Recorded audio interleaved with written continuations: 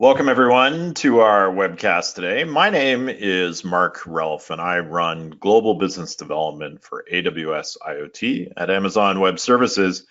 And it's my real pleasure to spend the next 45 minutes with you talking a little bit about AWS IoT and specifically some of the new and exciting things we have for anyone building solutions around the Internet of Things.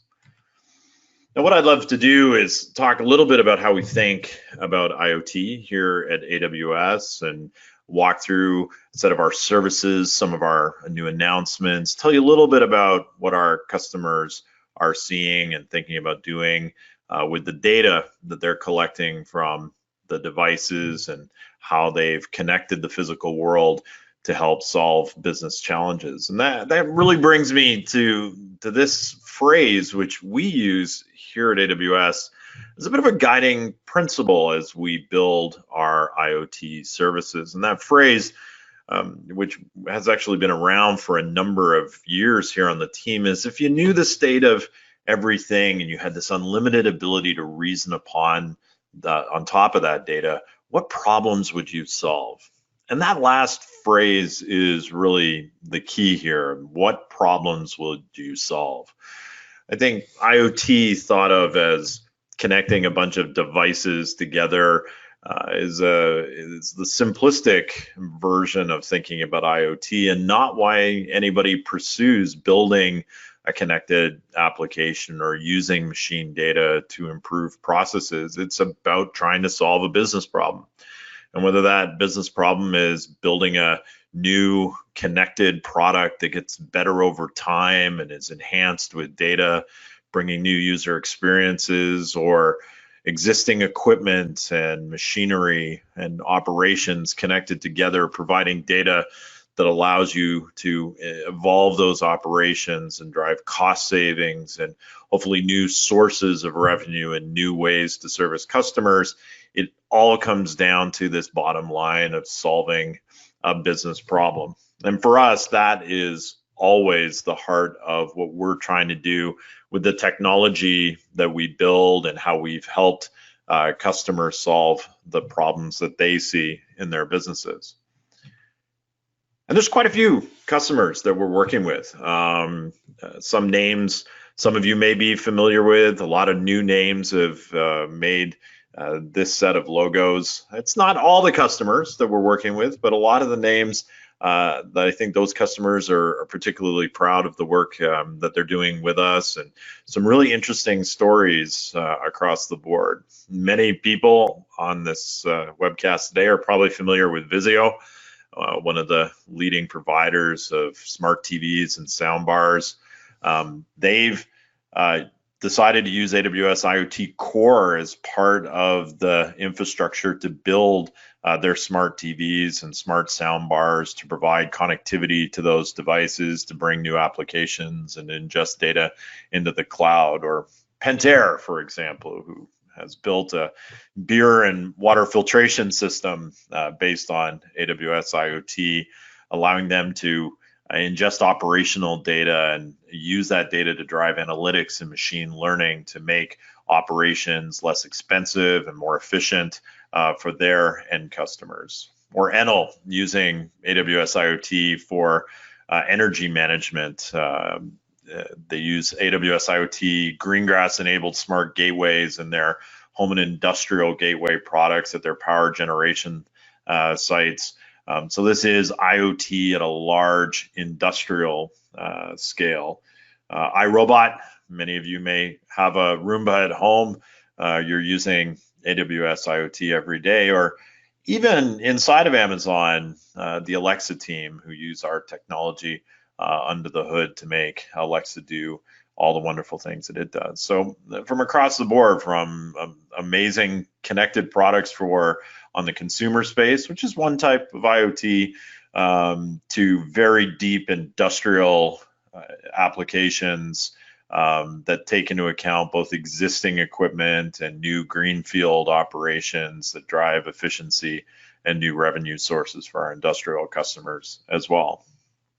And it's amazing, as those logos sort of point out, our customers are doing all different kinds of things with AWS IoT. That's kind of the amazing part of being in the IoT space, is that I think every customer of every size and in every industry sees benefit from instrumenting the physical world and using that data to enhance what they're doing for their customers. So, whether it's improving the performance of industrial processes, transforming healthcare, changing supply chains, connecting vehicles and allowing for autonomous operation, changing agriculture, altering safety in the home and in the office and the factory floor, managing energy more efficiently.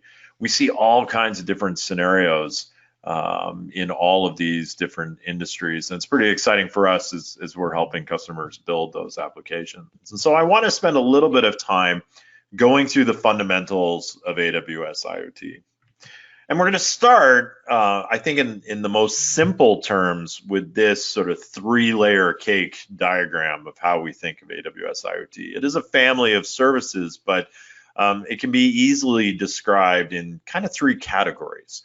Now, don't necessarily think of this as sort of an architectural stack, and we'll show you why in a moment. But let's start at the bottom of this picture and talk about device software. So one area that customers look for help on is they ask that question: how can I build a device that can operate at the edge and work with AWS in the cloud by default? So I have a device and I need to connect it. I want to be able to use a set of services to make that as easy as possible. And in the middle, how can I connect and manage and secure those devices at scale? How do I control those fleets of devices? How do I ensure that this new world of IoT is a fundamental IT infrastructure is as secure and scalable as possible? Again, customers look to us and have said, hey, I need a set of services to make things easier there. And then finally, how do I make sense of my IoT data and take some action to solve those business problems, which is all the realm of managing and ingesting and analyzing data. And our customers look to us again to say, how do I do that more easily? And so what we've done in the kind of services that we've built is we've tried to make these 3 areas a bit of a virtuous cycle. When you have a connected device and you are able to control it properly and you are able to use that data, it drives more connected devices, which requires more of that connectivity and control and drives more data. You get this virtuous cycle of the benefits of IoT. The end goal being we want to drive a level of intelligence and a level of business outcomes from the IoT applications that we build. And so the services in each of these categories are all designed to help you not only do this easier, but innovate faster. And we want to go through all of the services a little bit on this webcast, and particularly focus on some of the new announcements, given that reInvent, our major customer event in Las Vegas, is just behind us, and we made some exciting announcements just ahead of the show, and we want to share them with you today. And so I do want to start with device software. Couple of important services sort of to know in this space. One is Amazon FreeRTOS, our IoT device SDKs, AWS IoT Green Grass, and our AWS IoT Device Tester service. And so let's start on the device side and work our way through that virtuous cycle. So how can I build devices that operate at the edge and work by default, which is an important part of this, with AWS IoT? And when I'm doing that, I want to think, how can I securely connect any piece of hardware to the cloud? And the start of that journey is Amazon FreeRTOS. FreeRTOS is based on Amazon FreeRTOS is based on the FreeRTOS kernel, the leading real-time operating system for microcontrollers. Microcontrollers are those smallest of devices that power any number of devices, from connected light bulbs and vehicles and audio components and sensors and industrial components, you name it. A microcontroller is probably there. And FreeRTOS as a real-time operating system for those MCUs, as long-standing, large install base, and a lot of developer support behind it. In fact, Richard Berry, who invented FreeRTOS almost 15 years ago, is part of Amazon today. And what we've done in Amazon FreeRTOS is we've extended the FreeRTOS kernel with a set of software libraries that make it easy to connect your small, low-power devices and more powerful devices and gateways to the cloud. FreeRTOS does a couple of things in those libraries. It provides some local connectivity, so the ability automatically, and by that, this is the realm of embedded development. So typically an embedded developer working in a microcontroller space with a real-time operating system has to go and find these libraries themselves. It's a lot of work they need to do. Our goal here is to take that heavy lifting away, make it easier. And so first feature is local connectivity.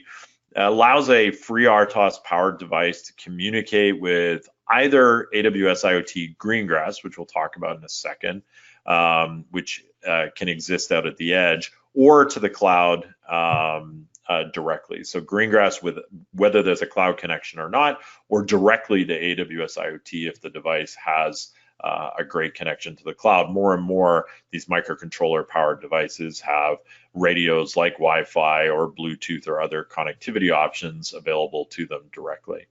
It provides the same level of security that you come to expect from any AWS services. So secure device data and a secure connection into the cloud. And it provides over-the-air updating and code signing for rolling out updates and bug fixes and firmware updates to existing devices in the field.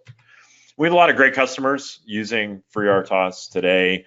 iDevices is a great example of somebody who was at reInvent talking about some of the work that they've done, both with FreeRTOS in designing their connected light switches. So these are connected home devices, light switches, and power switches.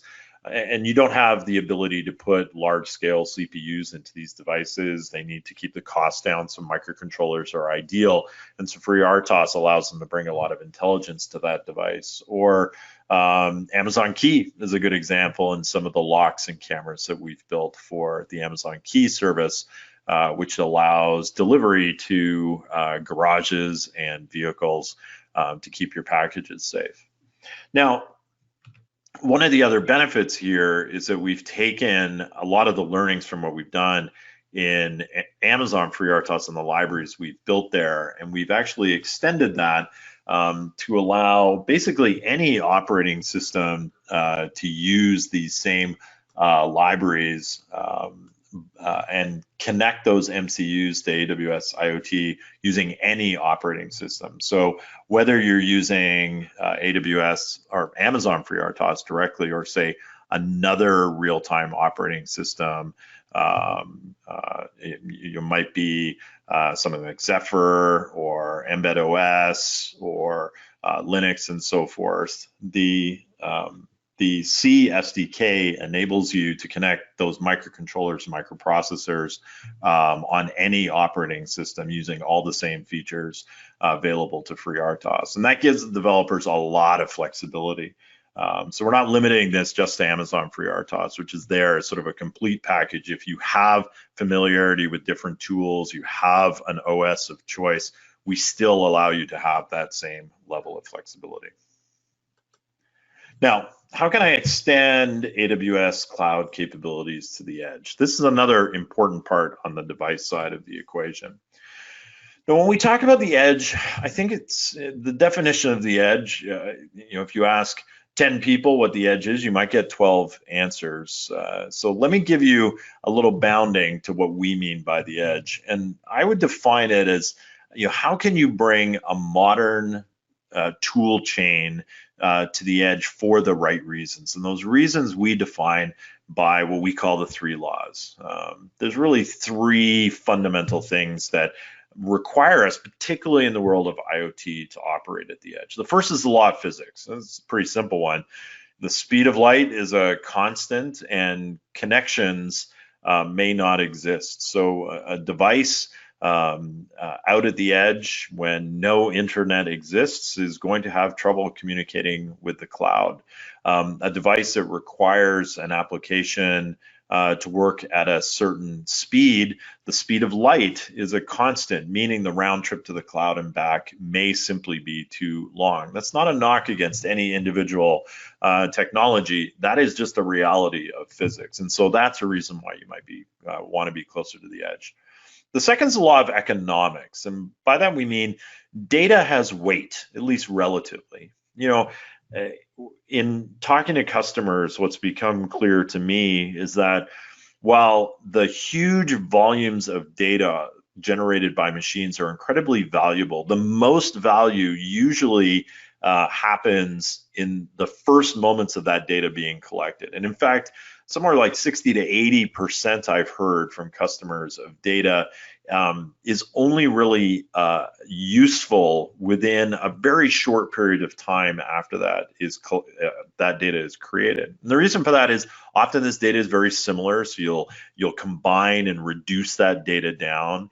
That data may only be relevant in the moment that it was created. And so it really doesn't necessarily make sense to move all of that data to the cloud when it's not necessary. If you're monitoring moment-to-moment operations of a device, and let's say in this example, you're measuring temperature, I might be getting 10 degrees Celsius, 10 degrees Celsius, 10 degrees Celsius, and then I get 20 degrees. Well, it's important that I react to that 20. All those 10s that I got leading up to that point, I may not really need to do anything with it. What I pass through to my data lake for further analytics is probably not every second of data, it's probably every 30 seconds of data or some scale similar to that. And so our customers really said, do I have to move all this massive data to the cloud in order to be doing useful things? That's what we think about the law of economics. And the last one's pretty easy, the law of the land.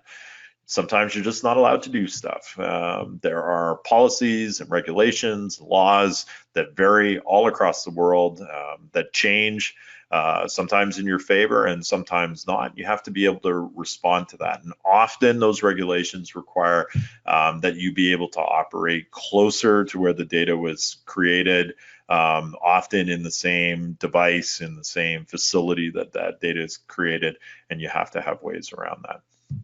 And so to solve these problems, we introduced something several years ago called AWS IoT Greengrass. Greengrass extends AWS services onto your devices. It is our targetable runtime and distribution mechanism for IoT software. It brings local actions and remote control, machine learning inference, and the ability to extract and aggregate data to a local device. So again, this is software that runs on your hardware. So you should think of it as a piece of software running on a host OS on, say, a gateway class type of equipment.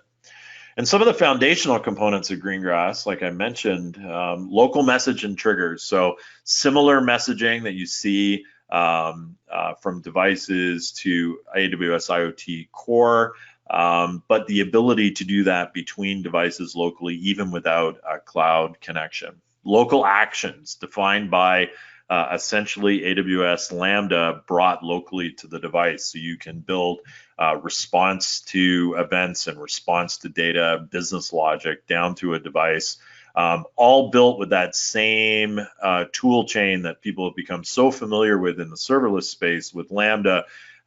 We've taken that from building applications in the cloud to use that same tooling to build applications for devices out on the edge. Data and state sync, so the ability to operate devices offline and then synchronize that data back with the cloud when connections come back. A similar security model to what is how devices connect directly to AWS IoT. So you have that same high bar of security. Local resource access, meaning those Lambda functions that get written and deployed to a Greengrass device can use the local resources of the device. That one's important because when we talk IoT, we don't always mean small.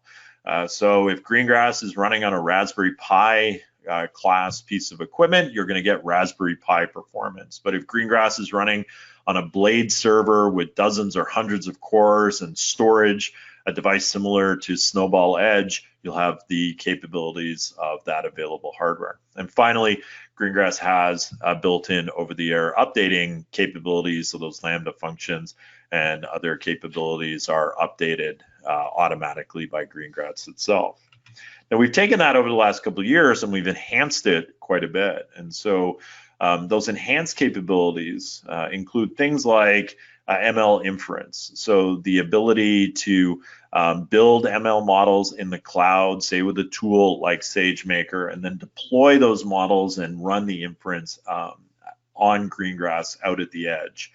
Makes the round trip of building those models, deploying them, running them, and then using data to enhance those models and retrain them much, much easier for a developer.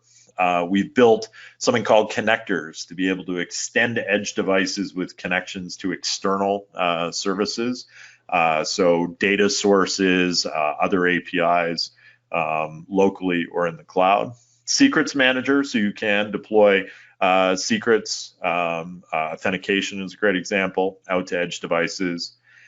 Container support, which I'll talk about here in a moment. We've extended past Lambda to include container support so that if you do have Docker applications as Docker containers, you can deploy them out to the edge. And then something called Stream Manager, which allows you to collect and process and export high volumes of data streams from edge devices. And so some of these announcements have come in the last couple of weeks. So this new feature, which we've been asked for a long time, and the team worked really, really hard based on that customer feedback, which we always love to do, to bring containers to Greengrass. Now, when Greengrass began, you know, the ability to sort of move with the developer community to that serverless model, we felt was a key benefit for Greengrass, and the community has responded saying they do love that, but they also have made these investments in containers. So you can deploy containers now out to Greengrass. You can enable both Docker and AWS Lambda components to operate seamlessly together at the edge, and you can use Secrets Manager to manage the credentials for private container registries out at the edge. I know a lot of developers will be really excited that this feature is now available. You know, a great example of somebody leveraging this is Adlink. You know, they really required more device and container management for their edge solutions, their industrial edge solutions. They're using Greengrass as part of the manufacturing phase of their gateways as the software orchestration tool for their Adlink edge solution. And what's really been great is that container support from AWS IoT Greengrass enables them to install all the required containers in those applications onto an Adlink edge device at the time of manufacture. So really saves a lot of time, brings a lot of extra capability to a device like that. The other new feature in this space is the secret managers for AWS IoT Greengrass. This is a pretty important one. This basically allows you to pre-configure policies for collecting, processing, and exporting high volume data streams on edge devices. When you set those policies out at the edge, it defines how data is processed and collected locally, how you deal with a device with limited storage capacity and compute. You then prioritize how that data is streamed to the cloud based on the levels of connectivity. Are you running first in or first out? Is there elements of that data that you want to prioritize over others? And then it allows you to take those streams of data and process it directly, either into a service like AWS IoT Analytics or very commonly into a Kinesis stream. And so for a lot of customers who have existing streams of data in their operations, and they really like the idea of having Greengrass and the other capabilities there, particularly as an industrial gateway, this really gives a bridge to take those high volume streams of data and much more easily collect and process and integrate those streams of data with the kind of analytics tools and data processing tools available inside of AWS more broadly. A great example of that is some of the work that we're doing with Lockheed Martin, where they were already getting these streams of data across their intelligent factory solutions. They were sort of dealing with, hey, like how do you take these streams of data from multiple lines and multiple facilities, manage that data, and get it to AWS in a way that data can be used in a more valuable way. And so they're using this feature in Greengrass to both collect data streams from their manufacturing facilities and then getting it into Kinesis for further analytics. So we've talked a lot about devices. One other question we get quite a bit is, how will I know that my device actually works with AWS IoT in the end? And this is a pretty important part of the equation, particularly in the IoT space. And so one of the services, I think well known to a lot of our partners, but I think something every developer should be aware of, is AWS IoT Device Tester. So Device Tester is a test automation tool, allows you to test for Amazon FreeRTOS or AWS IoT Greengrass on your choice of devices. Helps you run through the testing process, flag for configuration issues, and ensure that the applications that you're going to build are going to be compatible and will run well with the device of your choice. And you can go and download that device tester from either the Amazon FreeRTOS or the AWS IoT Greengrass product pages and use it yourself. In the background, I'd point out that a lot of our partners who are building hardware that gets certified for our SDKs and for FreeRTOS and Greengrass are using the same kind of testing technology to ensure that they're building devices that will work out of the box with our IoT components. So let's move a little bit from the device software side of things and move over to what we like to call the connectivity and control services. And the first question we want to answer here is, how can I connect and manage and secure my devices at scale? This is pretty important for most of our IoT customers, and it begins with a service called AWS IoT Core. IoT Core is a managed service that lets you connect devices easily and securely interact with cloud applications and other devices at scale. It allows you to connect devices at scale to the cloud, and at scale, we're talking in the millions and millions of devices that our customers connect to us every single day, along with all of the work that we do internally across Amazon. This is the kind of scale that we're talking about. We've learned a lot in what it takes to connect devices at this magnitude. And because this is a great serverless managed service, we bring that experience and make it available to you as a consumable service. Now, once you connected a device, it allows you, IoT Core allows you to route, process, and act upon data from those connected devices. We do that through a rules engine that determines what you want to do with that data.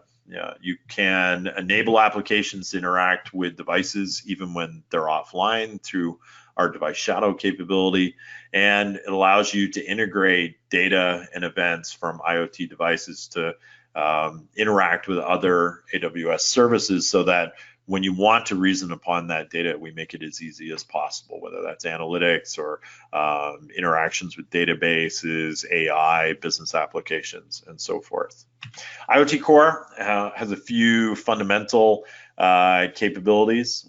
There's an identity service for devices. It manages the authorization of devices and provisions unique identities at scale. There's a device gateway, fully managed connectivity for IoT workloads, a high fan out, high scale message broker for reliable and fast communications across your fleet of IoT devices. That rules engine allows you to ingest large amounts of IoT data at a very low cost, pre-process it, make it available to other AWS services for analytics, visualization, reporting, and application building. A device shadow.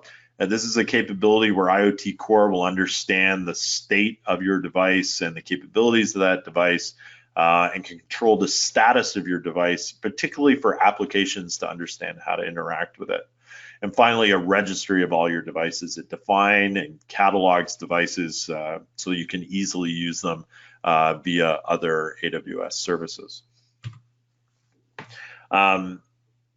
IoT Core also has a set of SDKs. So the AWS IoT Mobile and Device SDKs enable you to build your own connectivity capabilities to connect devices to AWS IoT Core. And you'll notice there, I pointed out both devices and mobile applications. We have a lot of customers who are looking to AWS IoT Core, not only for what you might traditionally think of an IoT kind of application, but also for mobile applications where the high FANO messaging, the kinds of message payloads and the kind of interaction looks an awful lot like an IoT workload, even though it might be for some other kinds of mobile applications. And so these SDKs, they'll abstract the MQTT protocol. There's mobile platform support for iOS and Android.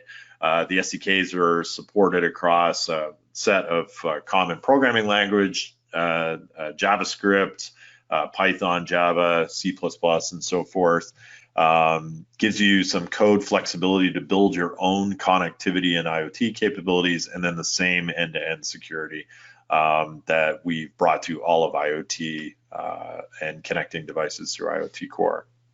Now, we've gone a step further and added some much asked for features by our customers. And one is fleet provisioning. So this is a beta feature. It's an extension of the device identity capabilities of IoT Core. It automates the device and cloud side configuration and authentication to a device upon the device's first connection to IoT Core. And so basically this allows you at scale across large volumes of devices to onboard those devices to your IoT infrastructure.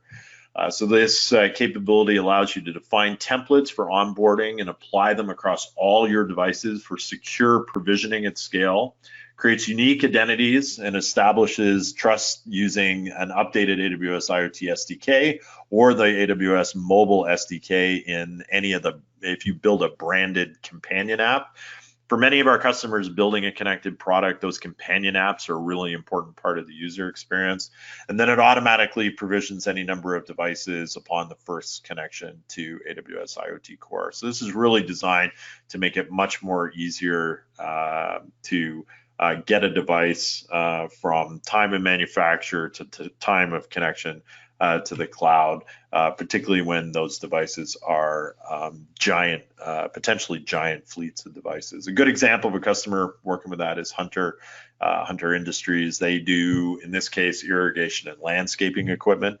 So it has to be provisioned during the manufacturing process so that they know they can forecast some of the requirements of their IoT applications, and so there's some upfront planning. And traditionally, the developers had to think about deploying all the device certificates and all the policies themselves. So now they use fleet provisioning, and it enables them to automatically attach sort of a common configuration across all the equipment at the time of manufacturing. So there's a lot less forethought that needs to go into the planning process here. And then when those devices connect, they're given unique device certificates and other required configurations are applied at that first connection, a much easier process for the developer. The other thing customers have asked us for quite a bit is the ability to essentially migrate some of the existing capabilities of their devices to AWS IoT Core. And what that usually means is a need for a configurable endpoint. And so this is another beta feature, an extension of AWS IoT Core. And configurable endpoints do a couple of things. It lets you easily migrate devices to AWS IoT from other infrastructures by maintaining different configurations across your fleet with minimal impact on the device of the application.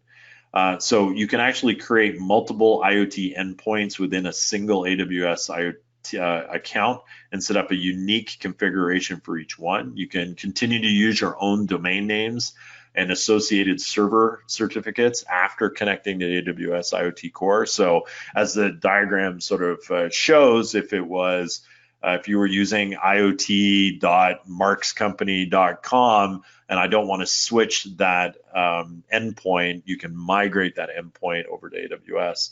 It also allows you to keep your own identity and access management system. So if you've already built those capabilities as part of your existing provisioning setup, you can maintain those. And those two things, the configurable URL and the existing authentication mechanisms, is actually one of the hardest things and one of the top things that stop people from migrating between IoT platforms. If you have devices that are already deployed out in the field, particularly devices you may never really be able to update as fully as you'd want, migrating between infrastructures becomes really, really difficult. And these two features has been at the top of the list for people wanting to, if they have sort of brownfield fleets of devices, be able to bring that to a more modern IoT infrastructure. So LG, good example of somebody who had that exact problem and is now using configurable endpoints to overcome that migration issue. And then let's talk about voice a little bit. So particularly on the connected home side of IoT, voice has become a major reason why devices are connected. Bringing voice capability unlocks sort of a world of new user interfaces and applications and interactions. I think the challenge has been that traditionally the ability to bring voice, in this case, an example of bringing Alexa to a device is actually pretty difficult. And it's difficult for a couple of reasons. One is you need the right level of hardware. Traditionally, the voice processing to do the Alexa voice service integration required a more powerful processor with enough RAM and other capabilities. It became expensive, and a consumer device, that expense can really impact the bill of materials of the device and the profit margin of a device for the device maker. And so we've introduced now a new feature called the Alexa Voice Service Integration for IoT Core. What it does is it quickly and cost effectively enables you to bring Alexa capabilities to your device, particularly across categories like light switches and thermostats and small appliances. There's a couple of really important things here. One, it lowers the cost of integrating Alexa voice service up to almost by half by reducing the compute and memory footprint required for voice processing. And so what we're doing is we're actually offloading the voice processing to the cloud instead of to the device. And so this lowers the hardware requirements of integrating AVS, the Alexa voice service on a device from 100 megabytes of memory to 1 megabyte of RAM, and to go from an ARM Cortex A class microprocessor to an ARM Cortex M class microcontroller. So these are much, much lower cost components for the device maker. Allows you to bring new categories of Alexa built-in products based on these constrained devices, and obviously helps you accelerate your time to market if you're building these kinds of devices. The AWS integration for IoT Core, it shifts the media retrieval and the audio decoding, the audio mixing, and the state management from the physical device to the cloud. You can use a new set of AWS IoT reserved MQTT topics to transfer MQTT-based audio messaging between the device and AWS IoT Core and AVS at no cost. So that stream of data is provided by the service at no cost to you. And there's a new AWS integration for IoT Core SDK that enables customers to send and receive audio messages over the reserved MQTT topic and interface with the device microphone and speaker and manage all the device side state using the same connection to IoT Core that they're using for other parts of the device control. The customer that really showed this off at reInvent was iDevices. They've built this new Instinct line of light switches that have Alexa built right into the light switch. They're really impressive products that allows you to deploy voice and that Alexa experience in a really different way around a smart home or smart building. So we're really excited to have partnered with the Alexa team to be able to bring this capability, which for anyone thinking about voice will really lower the cost and make it easier to build. So the next question, how can I manage my growing number of connected devices and keep my fleet healthy? This is some of the important parts of managing huge fleets when you start to have more and more devices connected. A service has been around for a couple of years now, AWS IoT Device Management. This service helps you register and organize and monitor and remotely manage your fleet of connected devices. So the device management service helps you do fast device registration at scale, real-time fleet indexing and search, monitoring and updating of devices, and also now access individual devices securely. So you can do things like bulk things registration. So register and configure devices in larger batches with only a few clicks. You can do fleet indexing and searching, so you can do full searches to understand the health and status of your fleet, device logging and monitoring, a jobs engine, which enables, among other things, the ability for over-the-air updating of devices and other sort of jobs-based maintenance of a device, and now a new feature called secure tunneling. Another feature that's been asked for by customers, we listened very carefully and wanted to bring this into AWS IoT. Secure tunneling allows you to securely access devices behind restricted firewalls. So you can open and close a tunnel using an API or the console. You can access individual devices using a remote shell or remote desktop. Manage device authorization for each tunnel session using IAM permissions and configurable timeouts. Automatically receive access tokens for each device via MQTT messages. And all this allows you to troubleshoot and solve device issues far more quickly and cost effectively without, hopefully, any disruption to end user experience. The customer that's been helping us out with this one, talked about it in reInvent, was Thermo Fisher, where they're using the secure tunneling as their solution to troubleshoot the company's devices. They build smart medical equipment so they can do diagnostics. So how do I ensure my connected devices stay secure? And this brings us to a service called AWS IoT Device Defender. Device Defender is our security-focused service for IoT devices. It does a bunch of really important things. Helps you audit your IoT devices. So validating that the IoT configuration is secure. That audit, whether it be certificate levels or other parameters, you define what those configurations are, and Device Defender will ensure that that audit is kept up to date. It'll detect anomalies in device behavior based on parameters that you set. Traffic coming from odd IP addresses, too much or too little activity, anything that you feel is an anomaly. It'll alert you when that happens, and then it provides triggers to help you mitigate those issues. Device Defender is fully managed service. It's serverless like all of our AWS IoT services. And as you go through those stages, so auditing those configurations, defining and monitoring device behavior, identifying any drifts in the security settings, any detection of anomalies, generating the alerts, and then helping you patch any security vulnerabilities.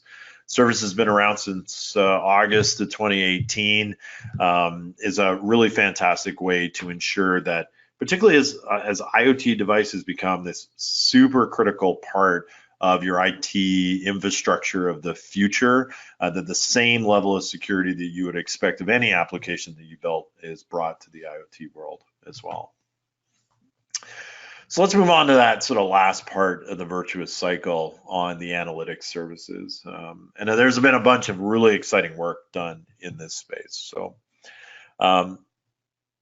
customers ask us, how do I extract value from my IoT data? And the first service that we launched in this space was called AWS IoT Analytics. IoT Analytics is a fully managed service that collects, pre-processes, enriches, stores, analyzes, and visualizes IoT device data at scale. The need of our customers, as they are transforming their businesses, to take that machine data and transform it into business results, as we said, has never been more important. And so if you want to, regardless of your industry, lowering costs and increasing throughput in operations and efficiency and bettering that customer experience, you need to be able to take care of the massive amounts of data that can be generated from these end IoT devices. And so things like overall plant efficiency, production line availability, labor productivity, in spaces like oil and gas, where you look at efficiency of refineries and other operations, be able to analyze and also visualize performance data. In agriculture, we see people trying to build analytics around reduction of waste of crops and optimizing the food processing flow. Any of these things can happen across any number of industries. A good example of this is one of our customers, Valmet, that we've been working with for quite a number of years.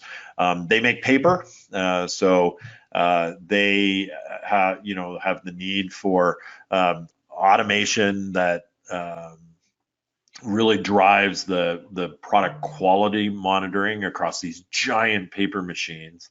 And they're working with our IoT analytics service to build new digital twin capabilities, right? So this allows the mill operators to view equipment and processes during production runs. And this is really key. You can imagine, and if you just even look at that graphic there, a problem at one end of that operation can have a ripple effect, sometimes quite literally, in how these operations run and the quality of the paper that's coming out the other end of that production line. And so they're using AWS IoT Analytics to combine both some historical models of their equipment performance with live data to really give them that level of insight.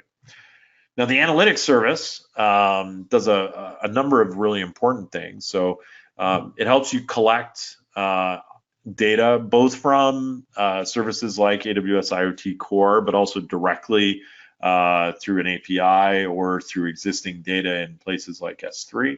Helps you process that data, so converting raw data into meaningful information. The processing, you often with machine data, which can tend to be a little dirty and less than ideal to use in terms of duplication of data, filling in gaps, understanding and labeling that data. There's quite a bit of processing that needs to take place. We provide time series storage for data. That's today. There obviously have been some announcements around time series in other parts of AWS, and as those services come online, we'll have integration into those points. But if you need that time series and machine data storage today, AWS IoT Analytics provides that for you. The service helps you build analytics, whether it's pre-containerized or analytics that you build yourself, and provides you a way to help visualize that data. So beyond AWS IoT Analytics, we're also getting asked the question, how can I liberate locked data? Now, what do we mean by locked data? Companies have been collecting data for a long time. I think everyone agrees that, in a lot of ways, data is the new oil. It is an incredibly valuable resource, and everyone knows that you need to collect it, but some of that data gets locked in legacy systems at the plant level, in incompatible formats, and really is not available to that modern tool chain that you might want to be able to build the analytics and applications most valuable to you as you look to solve those business problems. And so to help solve that, we introduced a service called AWS IoT Sightwise. And so Sightwise collects data from the plant floor via a local gateway. It helps you structure and label that data, and it can help you generate real-time KPIs and metrics on that local data to help you make better data-driven decisions. It helps you attach context to machine data, helps you drive deeper insights, and helps with that visualization. That service has been in preview for some time, and we've even added to it now. So Sightwise Monitor is a new beta feature for AWS IoT Sightwise. It's basically a set of managed web applications, the ability to build managed web applications to visualize and interact with equipment data. So that includes fully managed web applications, helps you visualize and both live and historical equipment data without using any code and with no resource management. It supports single sign-on. So these web applications are not through the console, but through a dedicated URL that you assign, you grant user access to. That URL is generated. The users that have access might typically be operations or business or other roles inside your organization. So you don't have them coming through the AWS console. You have a nice dedicated URL for them. Using Sightwise, Sightwise Monitor will automatically discover assets and visualize live equipment data through charts in the web applications, and then you can create dashboards to organize and share that equipment data with any team in your organization. And all this comes with a new graphical interface, so you're able to take what is auto-discovered and the streams of KPIs and data made available through Sightwise, and then build these dashboards and visualizations yourself. You'll notice in that animation, this is without having to spend a lot of time coding the applications. You design these dashboards, save them, and you're able to share them out. And this kind of visualization is incredibly valuable to a lot of customers, because it's this level of insight that helps them react and perform better. And so customers have asked us in a lot of ways, hey, can we, if we're able to connect to all of these devices, and as AWS IoT inherently understands the data coming from those devices, can you help us make it much easier for the business side of our operations to do something with it? And so Sightwise Monitor is really designed to help solve that problem. Another question we get asked is, how can I detect changes across complex systems? It's fine to build an automated plant floor, to have sensors monitoring, but you probably want to know when something goes wrong so you can respond to it. And so we launched a service called AWS IoT Events. This is, in some ways, I think, one of the most elegant services that we have to really solve a fundamental and valuable problem. So it's a managed service that continuously monitors data from your equipment to identify their state, detect any changes based on definitions that you set, and trigger the appropriate response when those changes occur. So what you do is you build simple logic using a visual editor that defines what an event is, what the sources of data around that event would look like, and what the thresholds would be for that event. Too fast, too slow, too hot, too cold, too many, too few, whatever the parameters you need it to be. It can detect events from thousands of data sources and sensors or other sources of information, and then it can trigger responses to optimize your operations.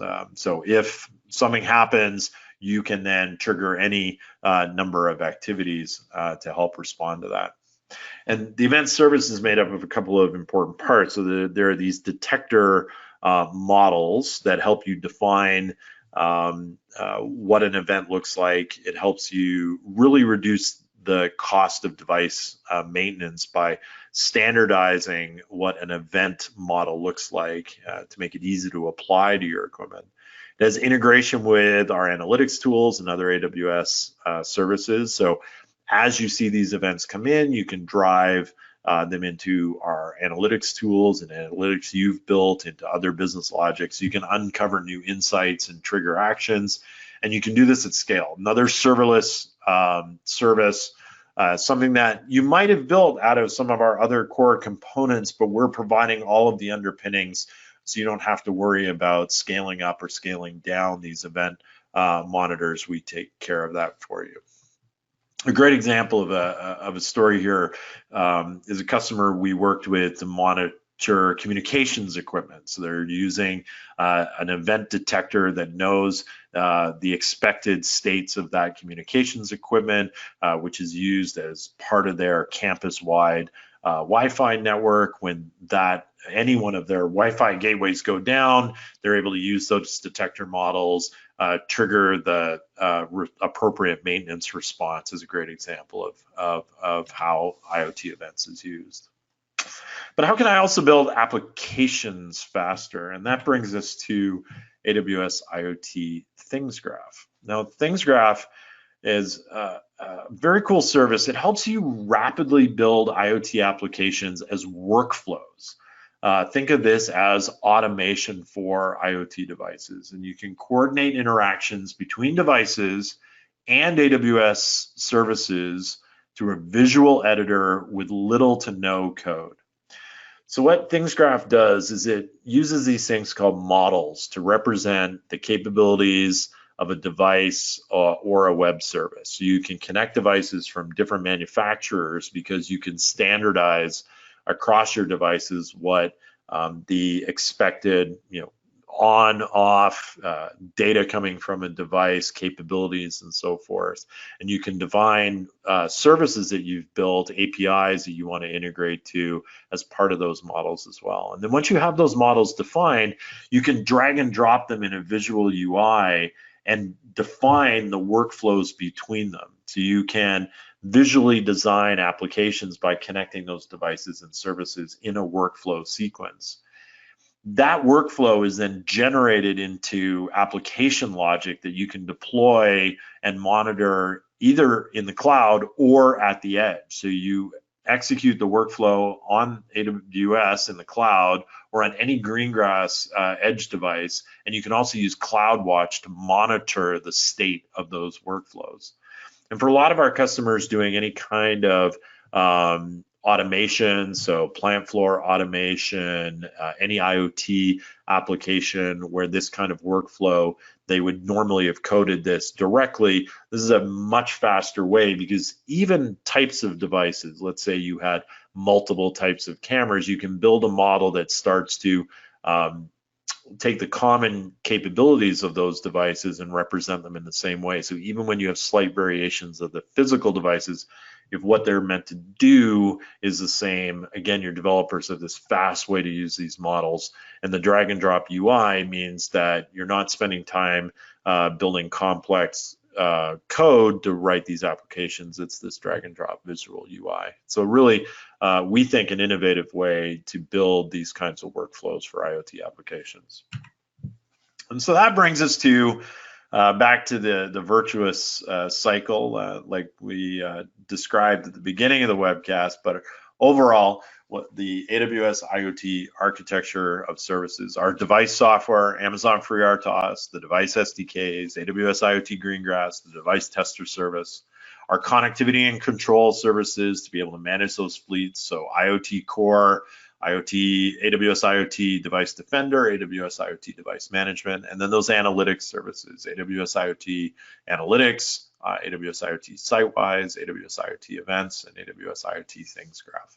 And that represents the significant amount of innovation that we've driven to help make building IoT applications much easier. And we're really excited to have been able to take a lot of the feedback that's come from many of you into these new features and capabilities across the AWS IoT family.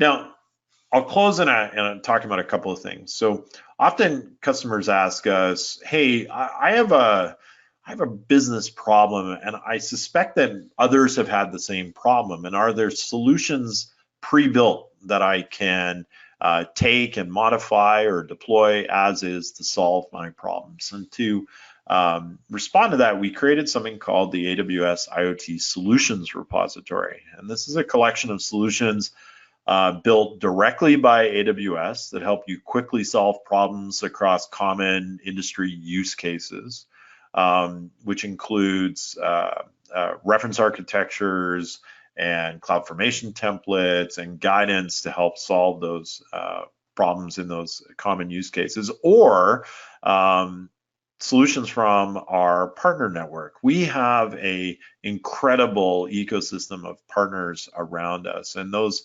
APM partners really do accelerate your time to value by leveraging the expertise of those partners who may have very, very deep subject matter expertise and their own extensions to what we're doing in AWS IoT to help solve, maybe it's a very specific vertical problem, a niche use case, really help you solve that problem faster than you might want to do on your own. And that partner network is not just on the software side. So whether it's our hardware and silicon partners, the OEMs and ODMs at the edge, our connectivity partners that provide connection, both physical and logical data connections, our network and carrier partners, the independent software vendors, and our global and regional SIs who help with that implementation. This slide is just a sample of the very, very rich ecosystem of partners available to help you across any number of industries and at any number of use cases.